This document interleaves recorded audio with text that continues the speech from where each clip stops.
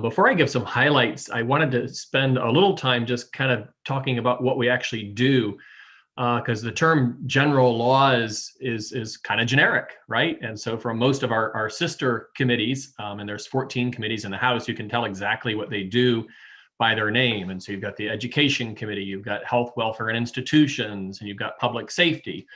But general laws is a little bit different in that we're a bit of a workhorse and we deal with a whole range of different issues.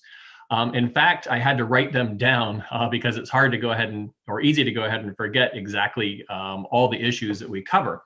But just to give you a little bit of a flavor, we deal with alcohol, we deal with gaming, we deal with procurement, we deal with the Freedom of Information Act, we deal with the regulation of professions and occupations. So anything from a real estate agent to plumbers to cosmetology, if you are licensed as a profession in Virginia, we cover that area.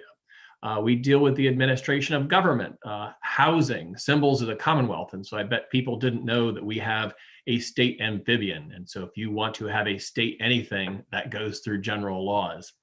Conflict of interests, consumer affairs, and then anything that doesn't fit neatly in one of our other committees. And we even deal with cemeteries. And we had a bill last year that actually addressed whether a person could be buried with their beloved pet. And so that was a real bill. It was a little creepy. And the answer is yes, you may now do that.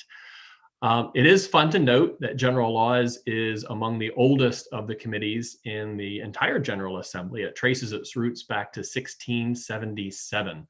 And it was originally the Committee on Propositions and Grievances, and we changed our name to General Laws in 1901.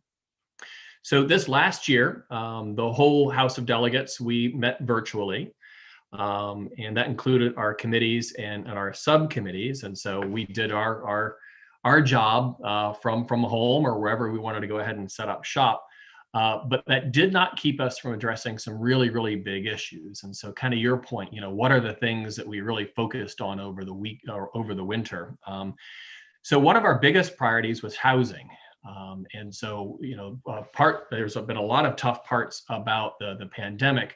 But we want to make sure that we are doing everything we can in order to keep people in their homes, while also realizing that a lot of people are relying on those rental income streams just to go ahead and pay for their own housing and their own businesses. And so it's walking that narrow line. And so we actually passed some really good legislation, I thought, in order to empower our renters to be able to engage in things like payment plans and to help them go ahead and keep in their homes while also ensuring that ultimately that the landlord is made whole. And so any of those kind of issues dealing with housing that came through our committee this year.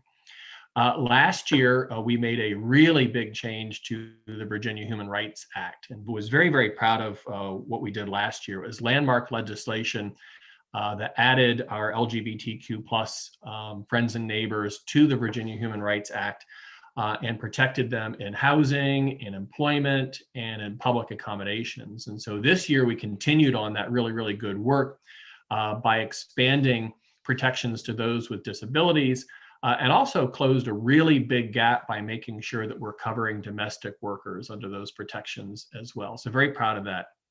The biggie this year was the legalization and regulation of marijuana. And so we were ground zero of the committees that dealt with this. And so usually a bill goes to one committee, maybe two. If it deals with budgets, it goes to appropriations. This one was so big that it went to actually three committees. And so we deal with the regulation of substances. So we deal with alcohol, we deal with tobacco. And so we dealt with kind of that end, so how would we retail this? Then it went over to courts for enforcement and safety, and then over to appropriations to figure out how any revenue generation would be appropriated and spent. But we were ground zero. We were the first to have an opportunity to look at the governor's proposal and made lots of different changes. And we dealt with everything from how do you design a system to make sure that you're keeping it out of the hands of kids under the age of 21.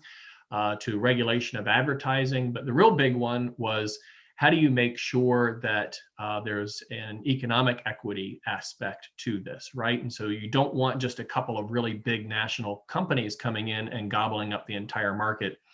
You want to make sure that more people have an opportunity for an economic slice of that pie. And so that bill ultimately went through the House and the Senate and was adopted by the General Assembly. We had over 113 bills referred to our committee this year. Believe it or not, that's actually a little on the light side. We usually deal with even more of those. But the way that we deal with that many pieces of legislation is we've got a really robust subcommittee